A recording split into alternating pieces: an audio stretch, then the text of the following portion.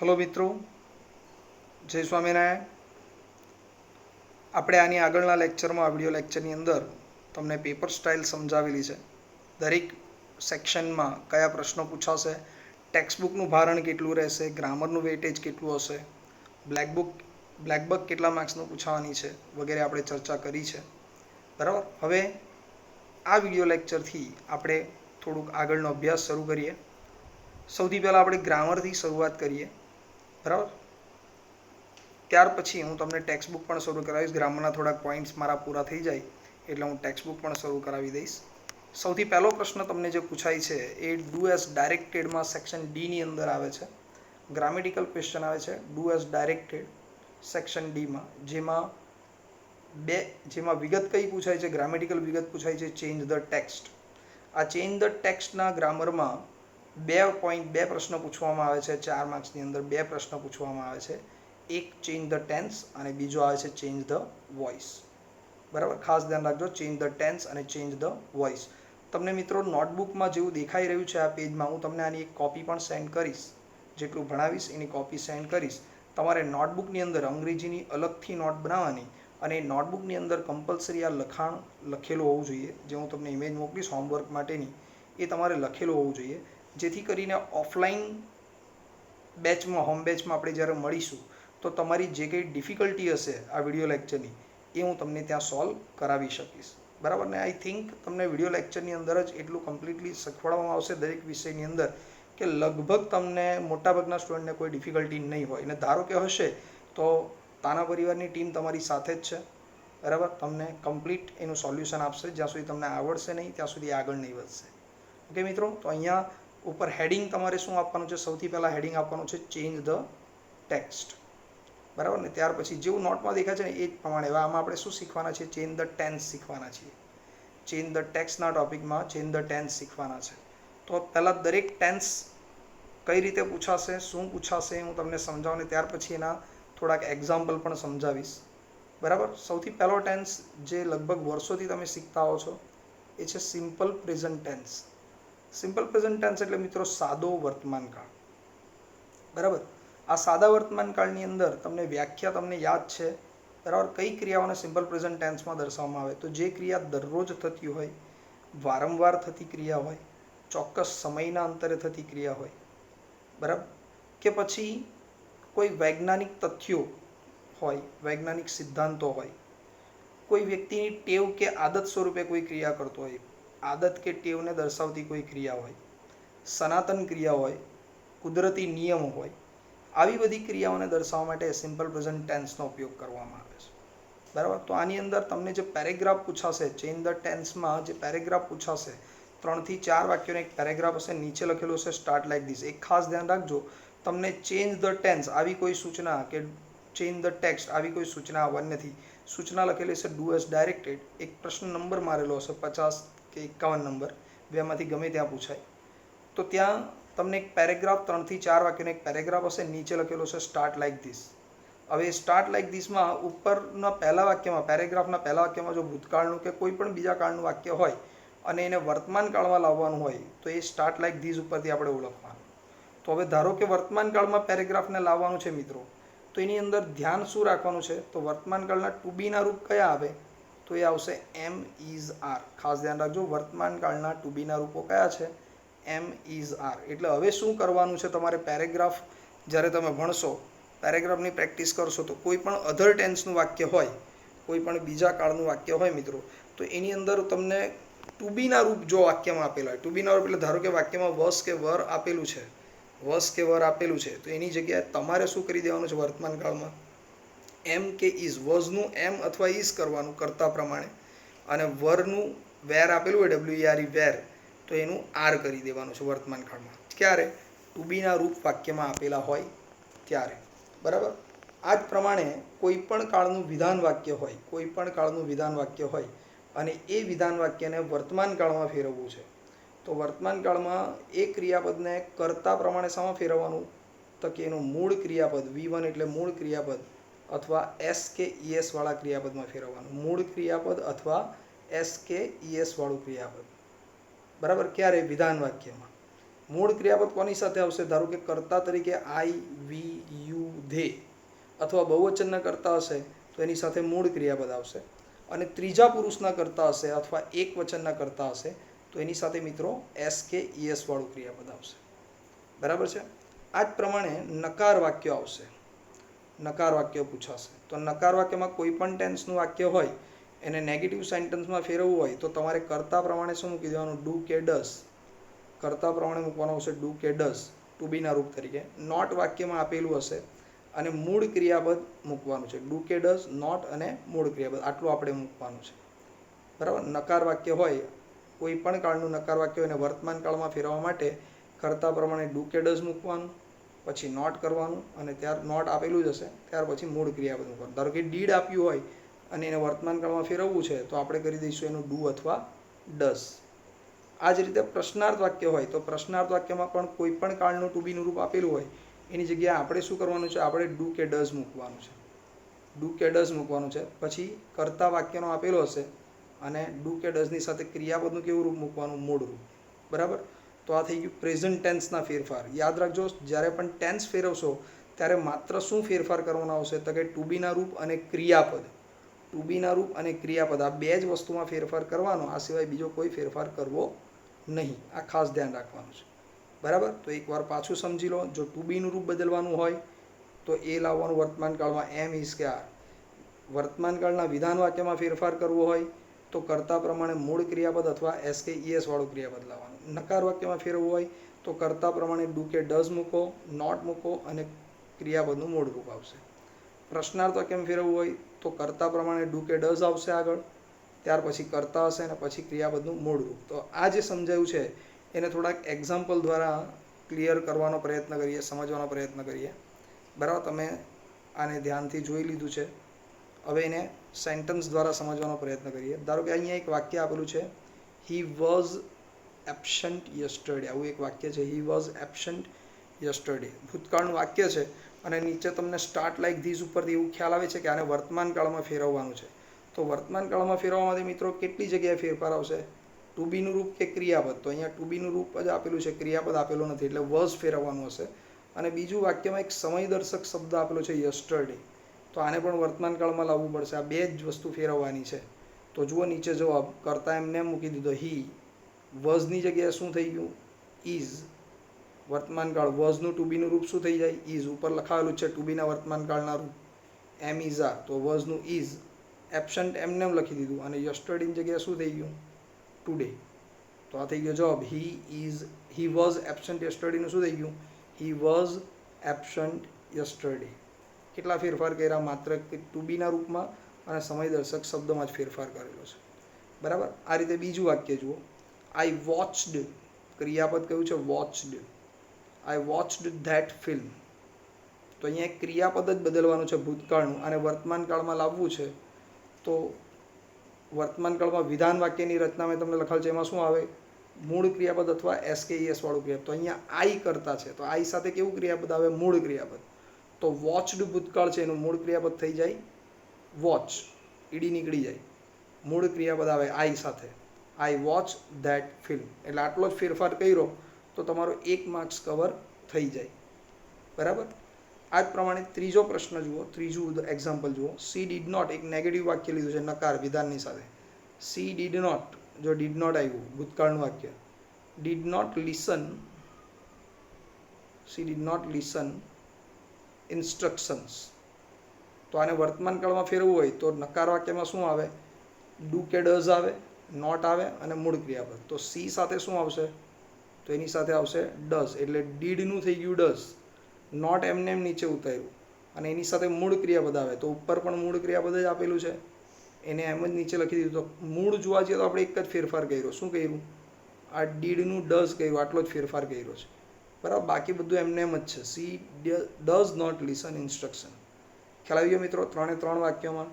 પહેલા વાક્યની અંદર માત્ર ટુ બીનું રૂપ બદલવાનું છે તો એમાં વોઝની જગ્યાએ ઇઝ કરી દીધું અને યસ્ટરડેનું ટુડે થઈ ગયું. બીજું વાક્ય એક વિધાન વાક્ય છે જેમાં ભૂતકાળનું વાક્ય આપેલું છે વોચડ. ભૂતકાળમાં ક્રિયાપદ છે તો વિધાન વાક્યમાં કર્તા પ્રમાણે મૂળ ક્રિયાપદ અથવા એસ કે ઈએસ વાળું ક્રિયાપદ આવે તો એ થઈ ગયું વોચ. બરાબર. ત્રીજા વાક્યની અંદર સી ડીડ નોટ લિસન. નકાર વાક્ય છે. ડીડ નોટ અને મૂળ ક્રિયાપદ. તો ડીડ આવતું હોય એને વર્તમાન કાળમાં ફેરવવા શું કરવાનું? ડુ કે ડઝ કરી દેવાનું ડીડનું. તો સી કરતા સાથે સી ત્રીજા પુરુષનો કરતા એક વચન, તો એની સાથે શું આવશે? ડઝ. તો સી ડઝ નોટ, પછી મૂળ ક્રિયાપદ તો ઉપર વાક્યમાં આપેલું જ છે listen. She does not listen instructions. ખ્યાલ આવી ગયો મિત્રો? તો આ થઈ ગયું તમારું સિમ્પલ પ્રેઝન્ટ ટેન્સ, એના ફેરફારો અને એના આધારે થોડાક એક્ઝામ્પલ સમજાયો છે. આ જ પ્રમાણે બીજો ટેન્સ જોઈએ હવે. આપણો બીજો ટેન્સ છે સિમ્પલ પાસ્ટ ટેન્સ. પહેલાં સિમ્પલ પાસ્ટ ટેન્સમાં કયા ફેરફાર આવશે એને સમજી લઈએ. સિમ્પલ પાસ્ટ ટેન્સ એટલે સાદો ભૂતકાળ. આ ટેન્સનો ઉપયોગ ક્યારે કરવામાં આવે છે મિત્રો? તો જે ભૂતકાળની ક્રિયાઓ છે, જે ક્રિયા ભૂતકાળની છે અથવા જે ક્રિયા વીતી ચૂકી છે, પૂર્ણ થઈ ગઈ, એ ભૂતકાળની ક્રિયા કે વીતી ગયેલી ક્રિયાને દર્શાવવા માટે સિમ્પલ પાસ્ટ ટેન્સનો ઉપયોગ કરવામાં આવે છે, સાદા ભૂતકાળનો ઉપયોગ કરવામાં આવે છે. બરાબર? આ ઉપરાંત ઘણીવાર વાક્યમાં yesterday, last week, last month, once upon a time, before, ago, બરાબર, આવા બધા સંયોજકો કે શબ્દો આપેલા હોય તો એના ઉપરથી વાક્ય ભૂતકાળનું છે એવું માની લેવામાં આવે છે. ભૂતકાળને દર્શાવવા માટે જ આ શબ્દોનો ઉપયોગ થાય છે. તો હવે ભૂતકાળનું વાક્ય હોય ને ઉપરના સેન્ટેન્સમાં જેમાં ફેરફાર કરવાનો છે એમાં માત્ર ટુ બીનું રૂપ આપેલું હોય, તો ટુ બીના રૂપને ભૂતકાળમાં ફેરવો. કોઈ પણ કાળનું ટુ બીનું રૂપ એટલે ખાસ કરીને એમ, ઇઝ, આર હોય એમાં જ ફેરફાર કરવાનો આવે, એને ભૂતકાળમાં ફેરવવાનો આવે. તો એમ કે ઇઝનું ભૂતકાળ ટુ બીના રૂપમાં ફેરફાર કરવાના હોય, વાક્યમાં માત્ર ટુ બીનું રૂપ હોય, તો એમ કે ઇઝનું શું કરી દેવાનું? વોઝ. અને એ પ્રમાણે આરની જગ્યાએ શું કરશો? વર કે વેર, તમે જે બોલતા હો, વોઝ અથવા વેર. આ જ પ્રમાણે વિધાન વાક્ય હોય તો વિધાન વાક્યમાં કોઈ પણ કાળનું ક્રિયાપદ આપેલું હોય, તમને મૂળ ક્રિયાપદ હોય, એસ કે ઈએસ વાળું ક્રિયાપદ હોય, બરાબર, તો એવા વાક્યોને, વિધાન વાક્યને જ્યારે ભૂતકાળમાં ફેરવો તો તમારે શું કરવાનું? ગમે તે કાળનું ક્રિયાપદ હોય તમારે એને ભૂતકાળમાં ફેરવી દેવાનું છે. એ ક્રિયાપદનું બીજું રૂપ એટલે કે V2નું રૂપ મૂકવાનું, ભૂતકાળનું રૂપ. બરાબર? આ જ પ્રમાણે નકાર વાક્ય હોય તો નકાર વાક્યને ટેન્સમાં ફેરવવું હોય, વર્તમાન કાળમાં ફેરવવું, ભૂતકાળમાં ફેરવવું હોય તો વાક્યમાં ડુ કે ડઝ આપેલું હોય કે વિલ આપેલું હોય તો એની જગ્યાએ તમારે મૂકી દેવાનું છે ડીડ. નકાર બનાવવા માટે શું મૂકવાનું? ડીડ. નોટ વાક્યમાં આપેલું જ હશે અને ત્યાર પછી મૂકી દેવાનું છે ક્રિયાપદનું મૂળ રૂપ, નેગેટિવ સેન્ટેન્સ બનાવવા માટે. બરાબર? આ જ રીતે પ્રશ્નાર્થ વાક્ય આવશે મિત્રો. તો પ્રશ્નાર્થ વાક્યની અંદર પણ તમને કોઈ પણ કાળનું ટુ બીનું રૂપ આપેલું હોય, do, does, am, is, are, will, shall, ગમે તે આપ્યું હોય, એને ભૂતકાળમાં ફેરવવા માટે શું કરવાનું? ડીડ કરી દેવાનું છે. બરાબર? ત્યાર પછી કર્તા વાક્યનો આપેલો હશે અને ક્રિયાપદનું મૂળ રૂપ મૂકવાનું છે. ડીડ, કર્તા અને મૂળ ક્રિયાપદ. તો એકવાર પાછો સમજાવી દઉં છું. સિમ્પલ પાસ્ટ ટેન્સમાં જ્યારે પેરેગ્રાફ ફેરવવાનો આવશે, વાક્યને ફેરવવાનું આવશે, તો સેન્ટેન્સમાં જો ટુ બીના રૂપ હોય તો જ એનું વસ કે વર થાય. વસ કે વર કોનું થાય એ પણ મેં સમજાવ્યું. એમ કે ઇઝ હોય તો એનું વસ કરી દેવાનું અને આર હોય તો એનું વેર કરી દેવાનું. બરાબર? આ જ પ્રમાણે વિધાન વાક્ય હોય અને મૂળ ક્રિયાપદ કે એસ કે ઈએસ વાળું ક્રિયાપદ આપેલું હોય, વિલ પ્લસ મૂળ ક્રિયાપદ આપેલું હોય, તો એને ભૂતકાળમાં ફેરવવા માટે શું કરવાનું? આ બધા શબ્દો કાઢી નાખવાના અને એની જગ્યાએ મૂળ ક્રિયાપદ હોય એનું ભૂતકાળનું રૂપ મૂકવાનું, V2નું રૂપ. આ જ રીતે નકાર વાક્ય હોય તો નકાર વાક્યની અંદર તમને ડીડ આપવામાં આવશે. બરાબર? નકાર વાક્યમાં ફેરવવા ડુ કે ડઝનું શું કરી દેવાનું? ડીડ કરી દેવાનું. ત્યાર પછી નોટ મૂકી દેવાનું છે અને એની સાથે ક્રિયાપદનું મૂળ રૂપ મૂકવાનું છે. સેમ થિંગ પ્રશ્નાર્થ વાક્ય હશે તો પ્રશ્નાર્થ વાક્યની અંદર તમારે લખવાનું છે ડીડ. બરાબર? કોઈ પણ કાળનું ટુ બીનું રૂપ હોય એની જગ્યાએ આપણે ડીડ મૂકી દેવાનું છે. પછી વાક્યનો કર્તા અને પછી મૂળ ક્રિયાપદ. ઓકે મિત્રો? તો આટલા ફેરફાર ધ્યાન રાખવાના છે. આના આધારે આપણે થોડાક એક્ઝામ્પલ જોઈએ, કઈ રીતે વાક્યોને સાદા ભૂતકાળમાં ફેરવવામાં આવે છે એ સમજીએ. જો અહીંયા એક્ઝામ્પલ આપેલા છે. પહેલું એક્ઝામ્પલ છે આઈ એમ વરીડ. આઈ એમ વરીડ. તો અહીંયા બદલવાનું શું છે વાક્યમાં? જુઓ ધ્યાનથી, એક ટુ બીનું રૂપ દેખાયું એમ, ટુ બીનું રૂપ દેખાયું એમ. તો એમ કે ઇઝ હોય એને ભૂતકાળમાં ફેરવવા માટે એનું શું કરી દેવું પડે? ટુ બીનું રૂપ વોઝ. તો એટલો જ ફેરફાર કરવાનો છે. તો જવાબ થઈ ગયો આઈ વોઝ વરીડ. એમનું વોઝ કર્યું તો જવાબ થઈ ગયો આઈ વોઝ વરીડ. વરીડમાં ફેરફાર નહીં થશે. બરાબર? આ જ પ્રમાણે આગળનું વાક્ય છે Rohan does not attend the class.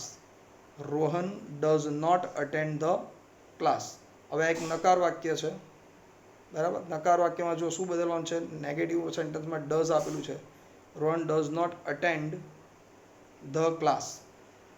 તો does not attend the class એને ભૂતકાળમાં ફેરવો તો ડુ કે ડઝ હોય એને ભૂતકાળમાં ફેરવવા શું કરવાનું, એનું ડીડ કરી દેવાનું છે, બરાબર. તો તમારા ફેરફાર થયા. રોહન ભૂતકાળમાં ફેરવવા રોહન ડીડ, ડઝનું ડીડ થઈ ગયું. નોટમાં ફેરફાર નહીં થયો.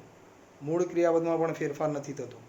Rohan did not attend the class. તો આપણે એક જ ફેરફાર કર્યો, ડુ કે ડઝનું શું કરી દેવાનું, ડીડ, એટલે વાક્ય ભૂતકાળનું થઈ ગયું, બરાબર. આવું જ એક પ્રશ્નાર્થ વાક્ય આપેલું છે, ડુ વી સેલિબ્રેટ. સેલિબ્રેટ મૂળ ક્રિયાપદ છે.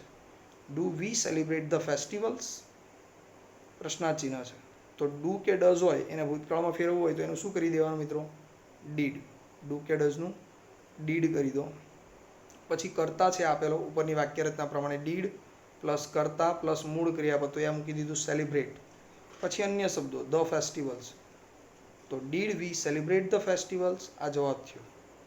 ઓકે મિત્રો, તો આ થઈ ગયા ભૂતકાળના એક્ઝામ્પલ. એકવાર પાછો સમજાવું છું શું ફેરફાર કરવાના ભૂતકાળમાં. તો ભૂતકાળના ટુ બીના રૂપ લાવવાના છે, એમ ઇઝ આરની જગ્યાએ વોઝ અથવા વેર.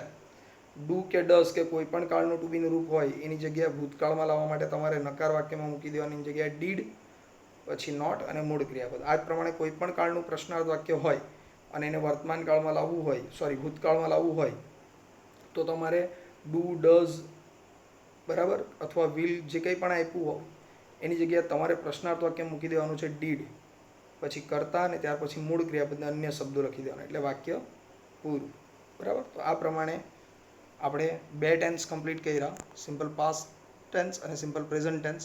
બંનેમાં કઈ રીતે ફેરફાર થાય એ મેં તમને કમ્પ્લીટ સમજાવ્યું, બરાબર છે મિત્રો. આગળ થર્ડ તમને ટેન્સ આપેલો છે સિમ્પલ ફ્યુચર ટેન્સ, બરાબર. સિમ્પલ ફ્યુચર ટેન્સ એને પણ સમજી લઈએ. સિમ્પલ ફ્યુચર ટેન્સ એટલે મિત્રો સાદો ભવિષ્યકાળ. સિમ્પલ ફ્યુચર ટેન્સ એટલે સાદો ભવિષ્યકાળ. આ ટેન્સનો ઉપયોગ ક્યારે કરવામાં આવે છે, તો કે જે ક્રિયા ભવિષ્યમાં થવાની છે, હજી થઈ નથી, જે ક્રિયા ઇન ફ્યુચર થશે, ભવિષ્યમાં થવાની છે, એવી ક્રિયાને દર્શાવવા માટે સિમ્પલ ફ્યુચર ટેન્સનો ઉપયોગ કરવામાં આવે છે. ખાસ કરીને વાક્યમાં ટુમોરો, ધ નેક્સ્ટ ડે, બરાબર, ઇન ફ્યુચર, આવા બધા શબ્દોનો ઉપયોગ થાય છે, બરાબર. કેટલાક સંયોજકો દ્વારા પણ ભવિષ્યકાળ દર્શાવવામાં આવે છે. તો હવે જ્યારે ટેન્સ ફેરવવાનો આવશે, ભવિષ્યકાળમાં ફેરવવાનો આવશે, તો શું ફેરફાર કરવાનો એને ધ્યાનમાં લઈએ. સૌથી પહેલાં આપણે એના ટુ બીના રૂપો જોઈએ. તો ભવિષ્યકાળના ટુ બીના રૂપો શું મૂકવાનું, વિલ બી મૂકવાનું. કંઈ પણ આપેલું હોય તમારે શું મૂકવાનું ટુ બીના રૂપ તરીકે, વિલ બી. એટલે હવે શું ફેરફાર કરવાનો છે એને ધ્યાનથી સમજજો. હવે ધારો કે ખાસ ધ્યાન આપજો, ધારો કે વર્તમાનકાળ કે ભૂતકાળના વાક્યને ભવિષ્યકાળમાં ફેરવવું હોય, ફ્યુચર ટેન્સમાં ફેરવવું હોય, તો તમને વાક્યમાં એમ, ઇઝ કે આર આવે, ધ્યાનથી સાંભળજો, એમ, ઇઝ કે આર આવે એની જગ્યાએ આપણે મૂકવાનો આવશે વિલ બી. શું મૂકવાનો આવશે, વિલ બી. અને એ જ પ્રમાણે વસ કે વેર હોય તો ત્યાં પણ ભવિષ્યકાળમાં ફેરવવા એની જગ્યાએ મૂકી દેવાનું વિલ બી. તો ટુ બીના રૂપ છે વિલ બી. ક્યારે, વાક્યમાં ટુ બીના રૂપ હોય ત્યારે જ આ ફેરફાર કરવાનો, એ સિવાય કરવાનો નહીં, બરાબર. વિલ બી મૂકવાનું છે.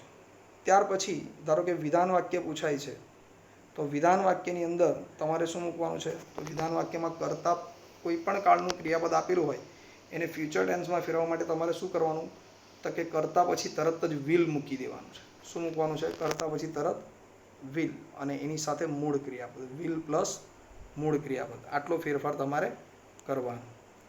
સેમ થિંગ નકાર વાક્ય હોય તો ગમે તે કાળનું નકાર વાક્ય આપેલું હોય, વાક્યમાં do not, does not, did not, has not, have not, જે પણ આપ્યું હોય એની જગ્યાએ તમારે મૂકી દેવાનું છે વિલ. ડુ, ડઝ કે ડીડ અથવા એમ ઇઝ આર જે પણ હોય એની જગ્યાએ વિલ મૂકી દેવાનું. નોટ વાક્યમાં આપેલું હશે અને ત્યાર પછી મૂળ ક્રિયાપદ મૂકી દેવાનું છે, વિલ, નોટ અને મૂળ ક્રિયાપદ. સેમ થિંગ પ્રશ્નાર્થ વાક્ય આપેલું હોય તો પ્રશ્નાર્થ વાક્યમાં ફેરવવા માટે પહેલાં શું મૂકી દેવાનું, વિલ, બરાબર, પછી કરતા અને ત્યાર પછી મૂળ ક્રિયાપદ, વિલ, કરતા અને મૂળ ક્રિયાપદ પ્રશ્નાર્થ વાક્યમાં. ઓકે ફ્રેન્ડ્સ, તો આટલા ફેરફાર તમારે કરવાના છે. એકવાર ફરીથી સમજાવી દઉં છું. ભવિષ્યકાળના ટુ બીના રૂપ છે વિલ બી. વિધાન વાક્ય હોય તો મૂકવાનું વિલ, કરતા પછી વિલ અને મૂળ ક્રિયાપદ. નકાર વાક્ય હશે તો વિલ, નોટ અને મૂળ ક્રિયાપદ. એ જ પ્રમાણે પ્રશ્નાર્થ વાક્ય હશે તો વિલ, કર્તા અને મૂળ ક્રિયાપદ મૂકવાનું છે. ઓકે, તો હવે જરાક એક્ઝામ્પલ પર ધ્યાન આપજો, એના વાક્યોને સમજી લઈએ. ફર્સ્ટ એક્ઝામ્પલ આપેલું છે તમને, હી વોઝ અરેસ્ટેડ ટુમોરો. અહીંયા ટુમોરોમાં ડબલ્યુ લખવાનું, OW લખવાનું રહી ગયું છે. ફર્સ્ટ સેન્ટેન્સમાં તમે એડ કરી દેજો. બરાબર, તો વાક્ય છે તમારું, he was arrested tomorrow. Was arrested, sorry, tomorrow આવશે જ નહીં ત્યાં પહેલા વાક્યમાં. હી વોઝ અરેસ્ટેડ યસ્ટરડે આવશે, યસ્ટરડે આવશે. અહીંયા ભૂલથી ટુમોરો લખાઈ ગયું છે, અહીંયા યસ્ટરડે લખજો. એને તમારે ભવિષ્યકાળમાં ફેરવવાનું છે. તો જે વોઝ દેખાય છે વાક્યમાં, વોઝ, તો ટુ બીનું રૂપ થયું. તો ટુ બીનું રૂપ જો ઉપર શું લખાયું છે, એમ ઇઝ આર કે વોઝ વેર આવીની જગ્યાએ શું મૂકી દેવાનું, વિલ બી. તો ચલો કરતા મૂકી દીધું તો હી, વોઝની જગ્યાએ શું મૂકવાનું, વિલ બી. વોઝની જગ્યાએ ફેરફાર કર્યો, વિલ બી. અરેસ્ટેડ ત્રીજું રૂપ છે, V3 નું રૂપ છે, એમાં કોઈ ફેરફાર થશે નહીં. તો હી વિલ બી અરેસ્ટેડ, અને ઉપર વાક્યમાં યસ્ટરડે લખવાનું છે, તો યસ્ટરડેનું થઈ જશે ટુમોરો. બરાબર, હી વિલ બી અરેસ્ટેડ ટુમોરો. એકવાર પાછો સમજાવું છું, વાક્યમાં વોઝ કે વર આપેલું હોય તો એની જગ્યાએ ભવિષ્યકાળમાં ફેરવવા શું મૂકી દેવાનું, વિલ બી ઉપર લખેલું છે, અને ત્યાર પછી કોઈ ફેરફાર વગર બાકીનું વાક્ય લખી દેવાનું, એટલે આપોઆપ ટેન્સ ફેરવાઈ જશે. તો આ થઈ ગયું ભવિષ્યકાળનું passive voice, he will be arrested tomorrow. બરાબર છે. આ જ પ્રમાણે સેકન્ડ સેન્ટેન્સ જોઈએ, બીજું વાક્ય જોઈએ, વિધાન વાક્ય.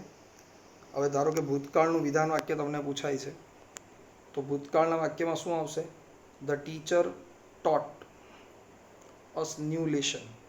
ક્રિયાપદ કયું છે, ટોટ, ભૂતકાળનું ક્રિયાપદ છે. તો આને ભવિષ્યકાળમાં ફેરવવા શું કરવું પડશે, જે ટોટ ક્રિયાપદ છે, જે ટોટ ક્રિયાપદ છે, આને ભવિષ્યકાળમાં ફેરવવાનું. તો બાકીનું વાક્ય થશે ધ ટીચર, પછી વિલ પ્લસ મૂળ ક્રિયાપદ, તો એ થઈ ગયું વિલ ટીચ. ટોટ એ ટીચનું ભૂતકાળ, તો the teacher will teach us new lesson. બાકીના તો કોઈ ફેરફાર જ નથી વાક્યમાં. તો ટોટની જગ્યાએ ભવિષ્યકાળમાં શું થઈ જશે, કરતા પછી વિલ મૂકી દેવાનું, અને ક્રિયાપદનું મૂળ રૂપ એટલે વિલ ટીચ. બરાબર, આટલો ફેરફાર કરો એટલે તમારા માર્ક્સ કવર થઈ જાય. આ જ પ્રમાણે આઈ હેડ, ત્રીજું વાક્ય જુઓ, આઈ હેડ ન્યૂ ઓપોર્ચ્યુનિટીઝ.